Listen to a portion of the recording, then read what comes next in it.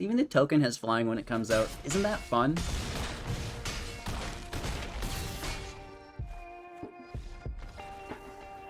Whoa. Hello, good game. Welcome back, ghouls and goblins. I hope you're all having a magical day. Thank you so much for taking the time to support the channel. We have another enchantments build for you, this time within Jeskai colors, white, blue, and red. This is a mid-range deck that looks to stack non-land, non-creature permanents while controlling the field with sweepers. With that being said, we also have an absolute massive amount of token generation in the build that is reoccurring, which means we don't mind wiping them. It's all going to come back quite quickly and apply more pressure to our opponent. In today's video, we'll break down the deck list, talk about the strategies and synergies held within, showcase all of these within the gameplay footage, and then finally wrap up with our closing thoughts, deck review, and just, general channel shenanigans. So again, thank you all so much. I really do appreciate each and every one of you. Smash that thumbs up button, and let's get into the deck.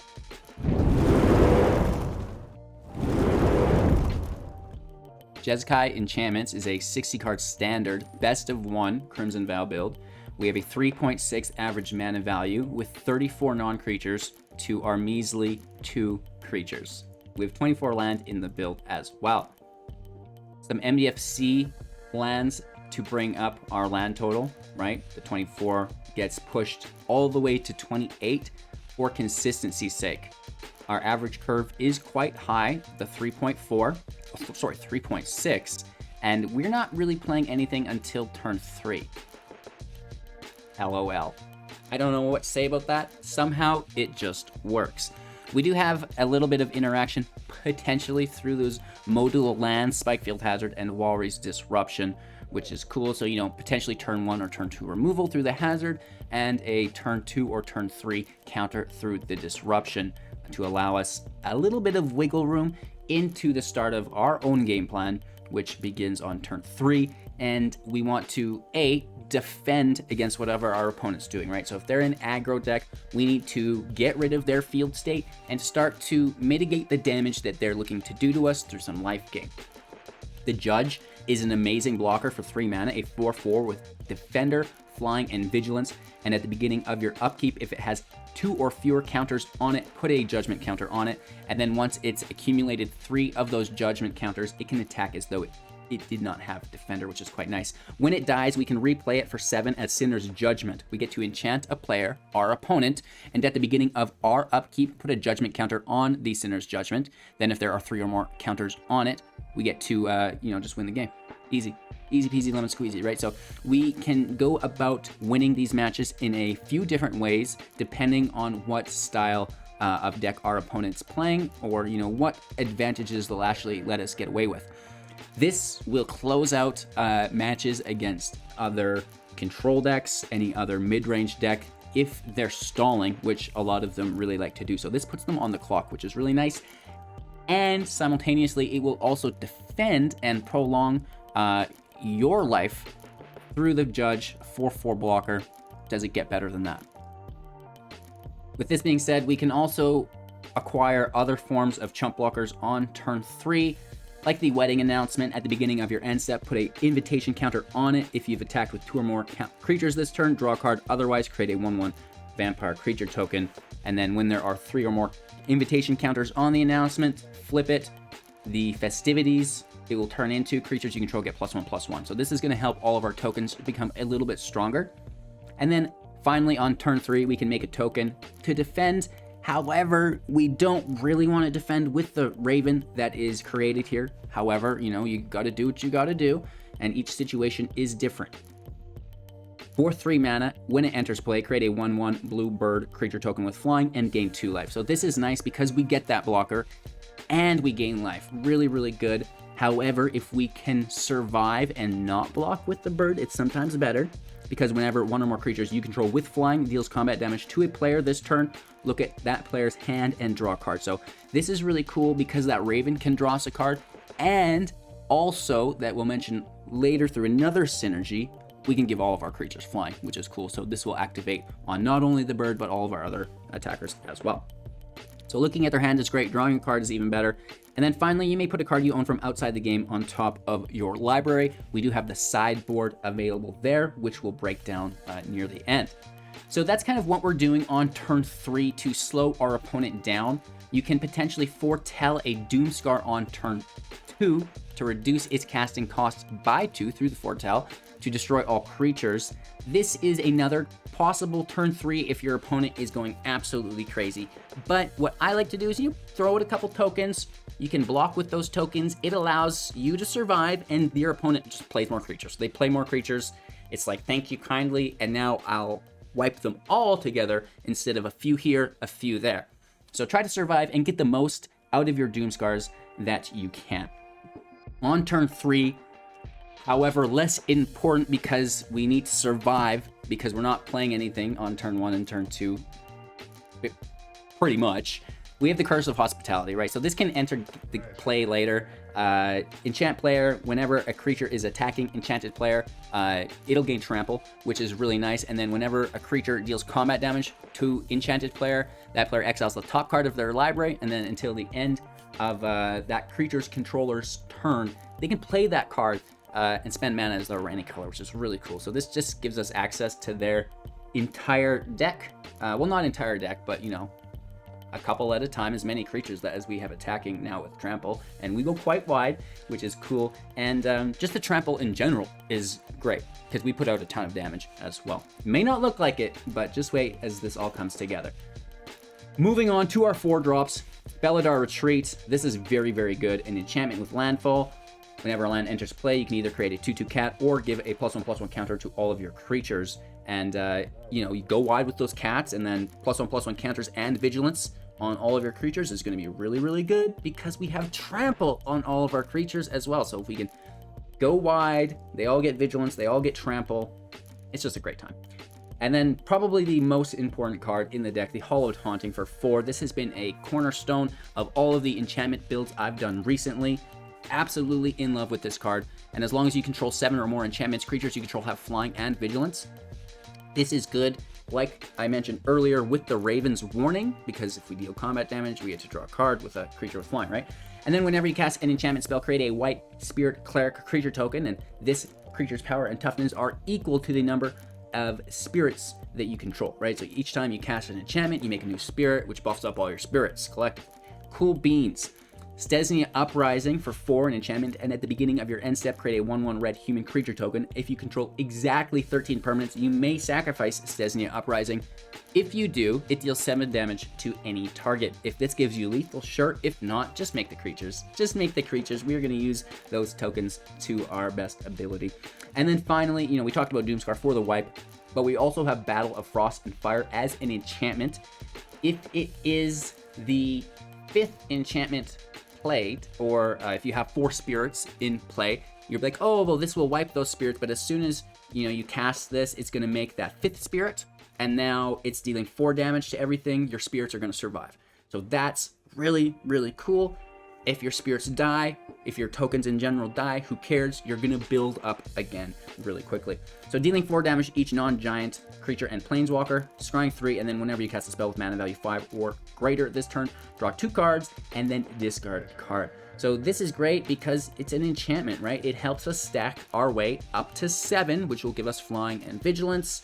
And, you know, if we have enough spirits in play, it won't even wipe our own. It'll probably just wipe our opponent's side. Into our sideboard, we have the land for consistency's sake. You never want to go without land. So all 3 different kinds of pathways, if we want, they get played on Felidar's Retreat as well. So that's pretty cool. 2 copies of the Splendor if we need life gain against an aggro deck.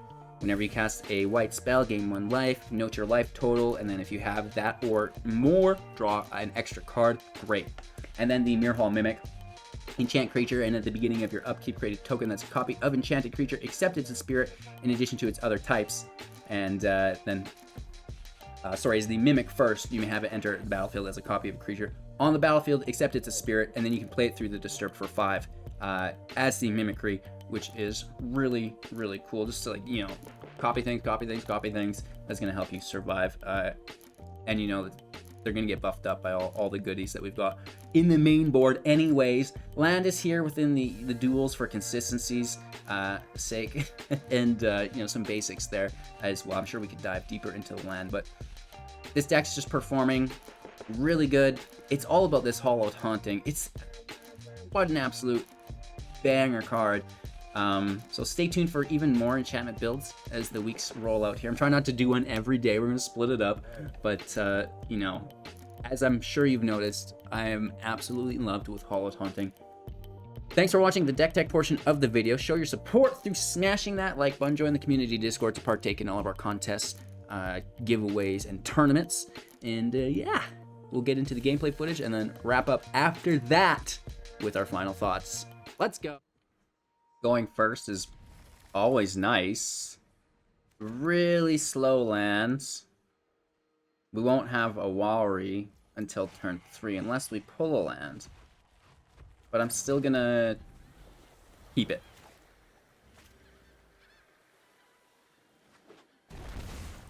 Ghast enters play. And now, just like that, Walrus Disruption can stop this spell, if there is one. There's not, though. There is. We take it. JR's pretty cool.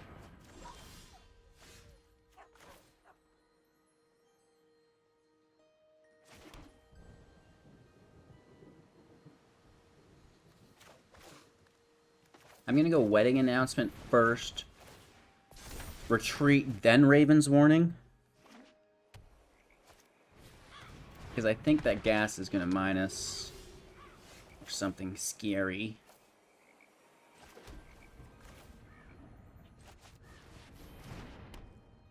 No attacks, another 1/1. Okay, okay. We need a Hollowed Haunting. Ooh, Champion of the Parish is good. Yikes, so we're in trouble. -1 on a human, or they treasure it. They do -1. Wherever they exploit, they get to create a 2/2, and it itself has exploit, which is fairly decent, and they pull the Fell Stinger, also with exploit, making another 2/2 zombie. Yikes.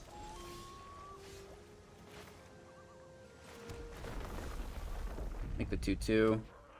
Sideboard. I mean, we may want to grab that Splendor. I don't know. Do we need the life gain? Oh my god, no, this is not what I want.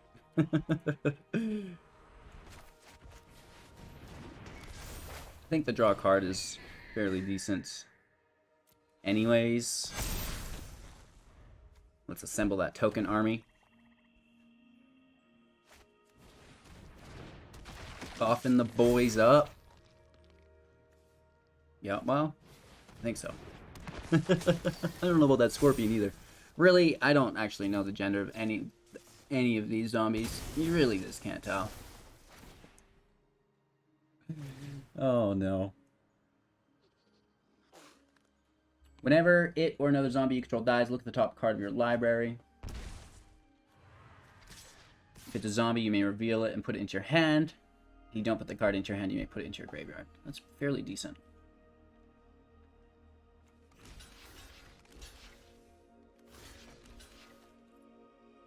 And we're forced into blocks. It is what it is.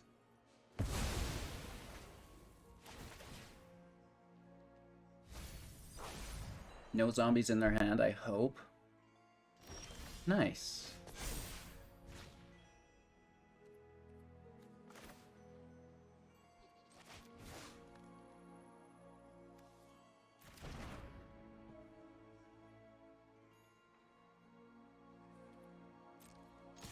Let's attack, take the draw. We get to look at their hand too. Oh, nice. That's pretty good though.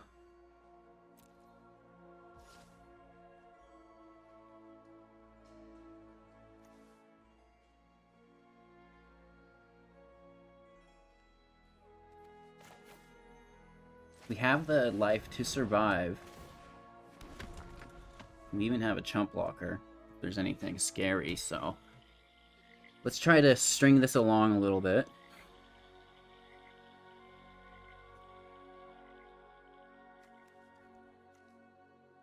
I don't think we need our 6th land. I think we could take the Garda.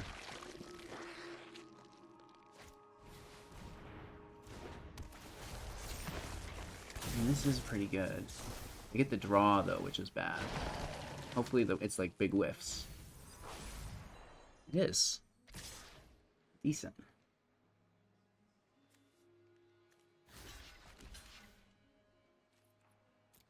Getting hit for 6 is unpleasant. Or, sorry, 5.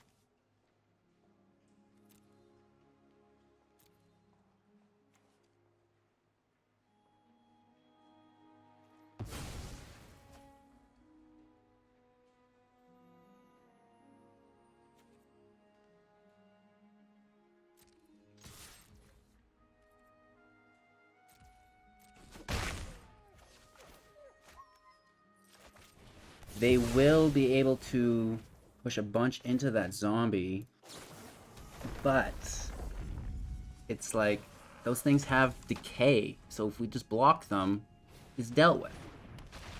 It can dump in twice, 4 zombies. Oh, is it 3? It is 3, so only not 4 zombies, only 2.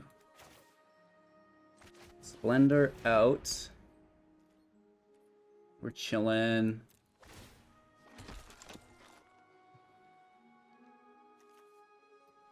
We could just kill it.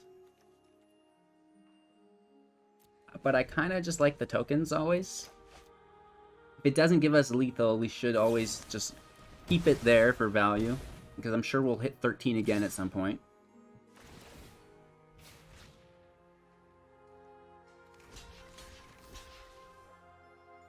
Double block. Take 4.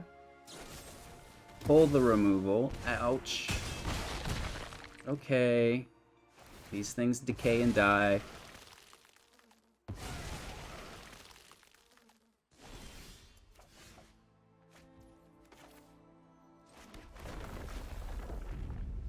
Cat. Bird. Gain life. Oh, no! No! The enchantments really just pile on value, and the longer the game goes, the more enchantments you get out, the more fun you're going to have for sure. Going first is pretty cool. We have a pseudo wipe. Battle of Frost and Fire. No blue source, which may be a problem. Just noticing this now. We'll be fine. We'll be fine. Don't worry about a thing. Runnin' is our opponent. Kind of like that name. Mono white aggro, of course. Oh, or mono white life gain. Definitely looking for that blue land off the top.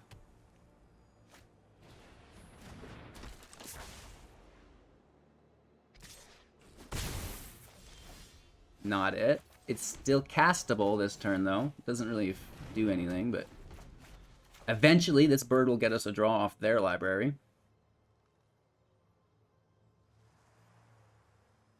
It's a thing. Curse of Hospitality would be cool with Robber of the Rich, which isn't in standard. That's gone. But that'd be cool. It's like always taking their whole deck away. Okay, gross. We find the land. Thank you so much. So generous.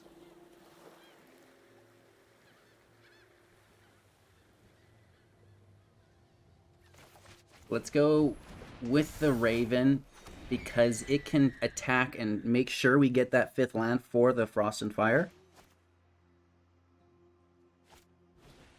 Another Hopeful Initiate. Okay. Decent. We have to take it. No blocks. We need the draw. Down to 11. Oh, we don't need the draw.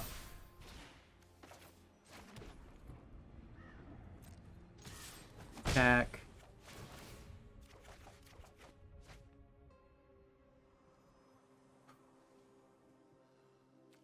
Yikes, that's actually pretty scary.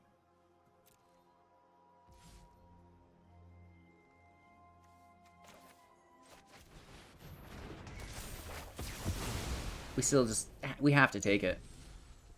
Hopefully they don't get their third land. Uh-oh, they do. It's 2 Havens, though, which upsets the apple cart a little bit. They take Feladar's Retreat. I mean, this might be a longer decision than most. It's a new non-meta deck. If they've been paying attention to the channel, they'll understand how these enchantment decks have been working. But it's probably not Curse because we already have one in play. It's probably the Retreat. They take the Raven's Warning, which we can still play for 5.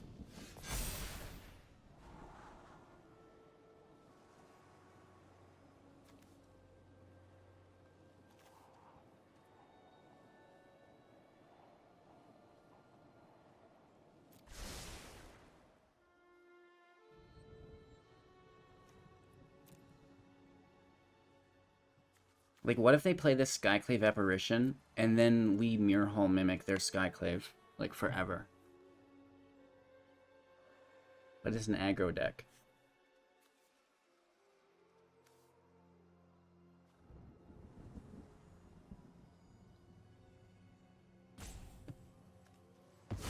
We should take the Splendor.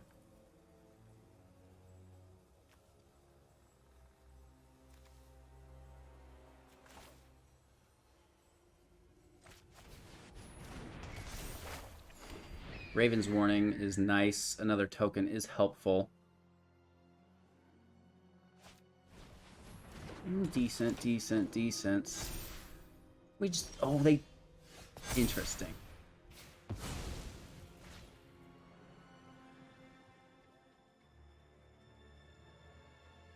Can't push this up. They're gonna block it.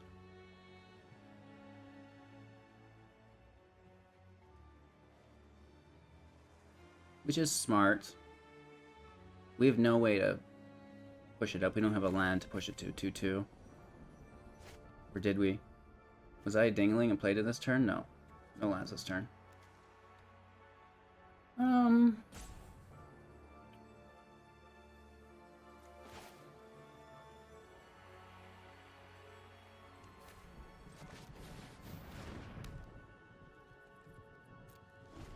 I think that it's a good block, because I would have loved that draw.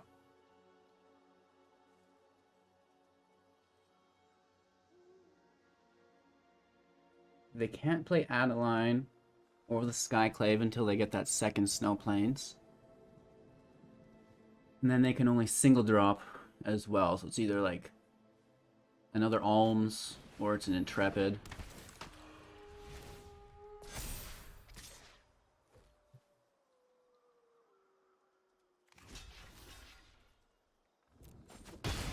Block.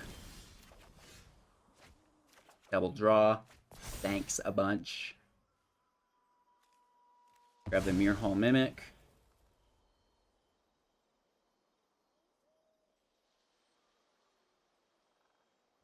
It's a lot of damage.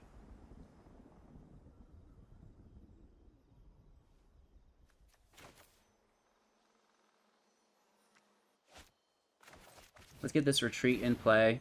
Gain life. Make a kitty. And then foretell the Doomscar so they can't grab it with a binder. And that way we can block everything but maybe 5 damage in the air.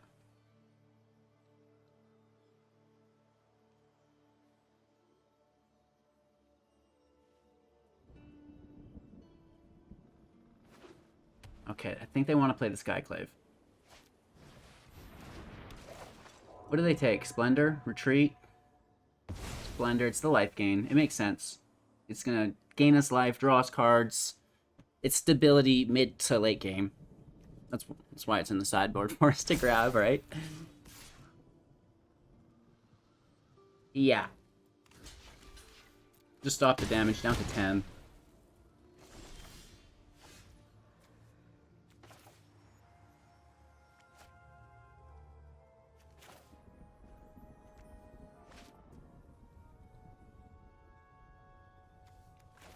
We'll be smart about this whole thing.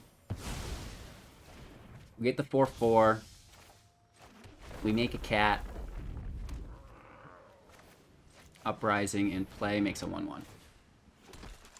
We can sacrifice, but we won't. That just happens to be 13, which is pretty cool. Didn't even plan it. Adeline. Just fine, right?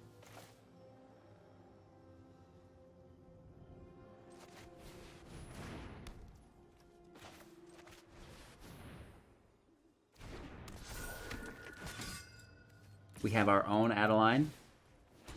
Thank you.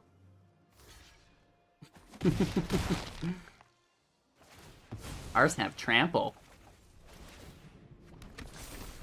We make the token through the wedding announcement and through Cesnia Uprising. They bricked pretty hard. We have to have some mercy. Oh wait, they're playing mono white. No, we don't. I almost forgot.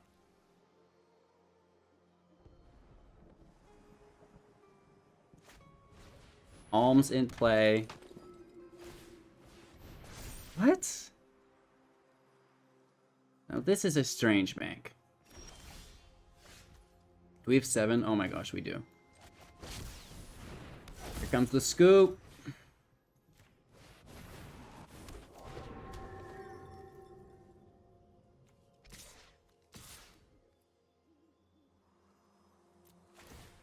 Nice safe attacks. An 8-4 with... We could attack with everything. I mean, we should be. Are we missing lethal right here?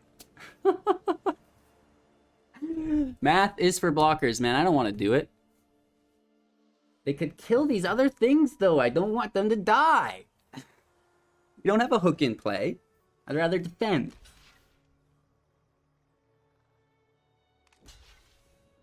We're still getting 4 damage through here. Which is like... too much. Don't mind if I do. Okay. It's a few cards.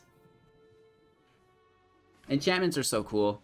If you guys are liking this deck, check out my other enchantment builds. I've even got more on the way. We're just having a grand time.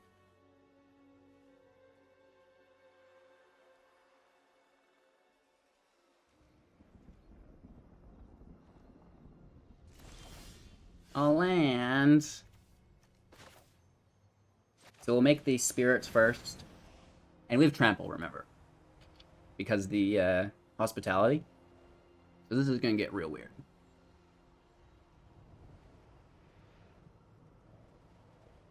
Casual 23 permanents in play.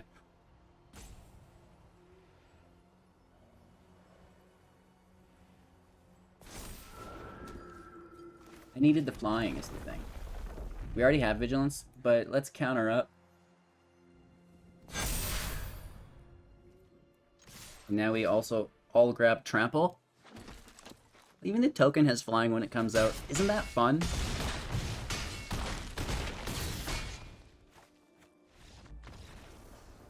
Whoa! Going first is cool, and having our haunting in hand with a Doomscar, or any form of field wipe or sweeper, is good enough for me. Turn 1 will... I mean, it doesn't... We could cast it turn 3 as well, but there's no turn 1 play, so get the dual land out there. We've got some fanfare, so we'll show it back. Hello, good game. Sadly, my emotes get reset, and I can't do the hearts or the things I want to do. Let's get that red source out. Foretell our Scar over.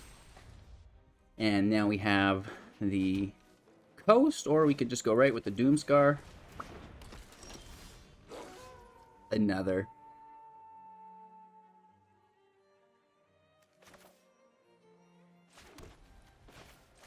I'm gonna just throw out that curse. And they're like, oh, it's like a weird curse deck. There's no Doomscar. Hit for 3. Old growth troll, so that allows them to ramp. It's not great.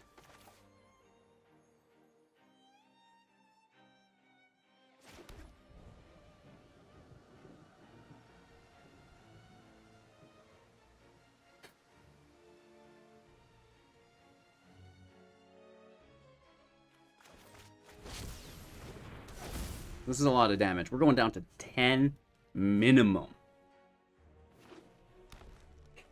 Could be another 4 with haste. Okay, looks like another 1 with the push into the class. Down to 9. Woof.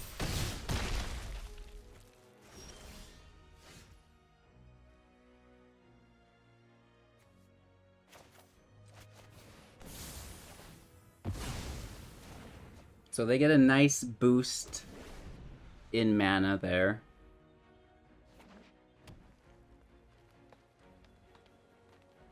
They still have a nice hand, and we need to top deck that 5th land so we can play the retreat, make a spirit, play the land, make a cat. From root to canopy, the trees are mighty.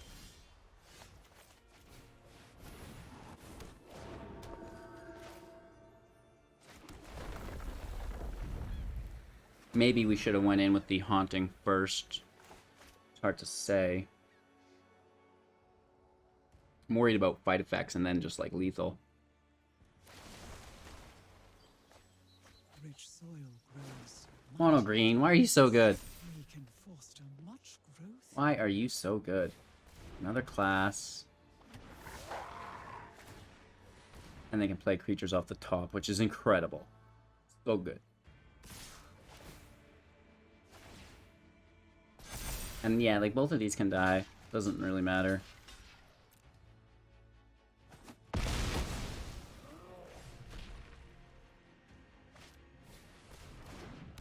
Woof.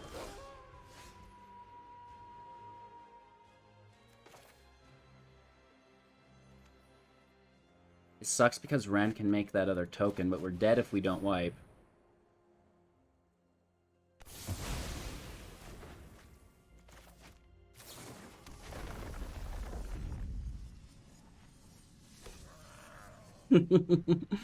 We are way against the ropes here. They can play creatures off the top. Ren suicides for the tree folk. They must have another... Can't even get the words out. They're like, I'm ahead of you. 2 7/7s. Totally fair and playable.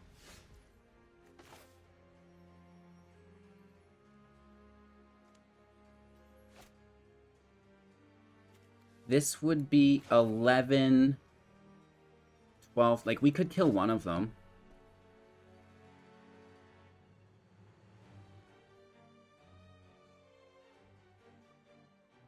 Or we just, like, go into, like, crazy chump block mode.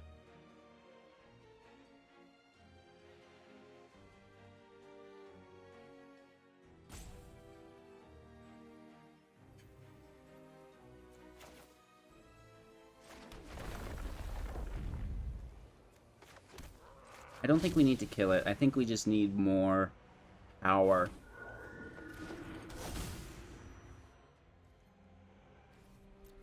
And if we can get these spirits, you know, building up, they're gonna be bigger and badder than them, hopefully. I mean, it sucks because we're always chump blocking.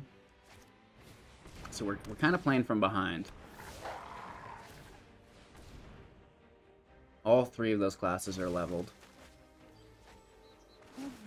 Yikes.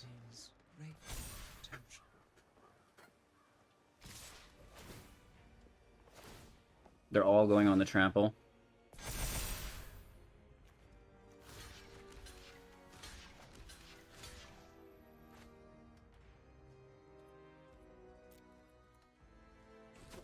Jump to 2. Trample's so good. We get a wipe off the top? No. Not enough. Just not enough. Close, but not enough.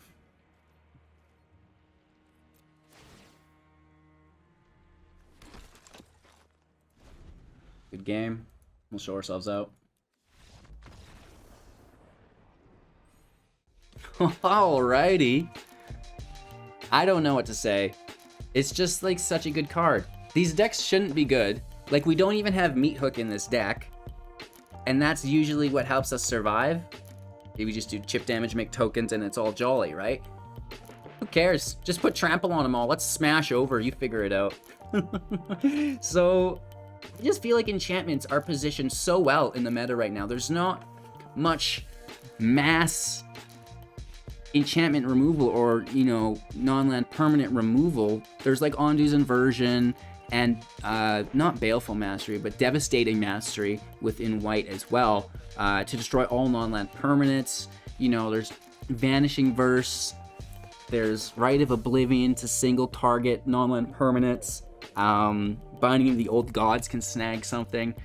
But it's like you're stacking them out. So if they go 1 for 1 to remove your enchantment, you just play another enchantment and you're making tokens throughout that whole process, right? So it's a lot for them to kind of get under control because they have to control these enchantments.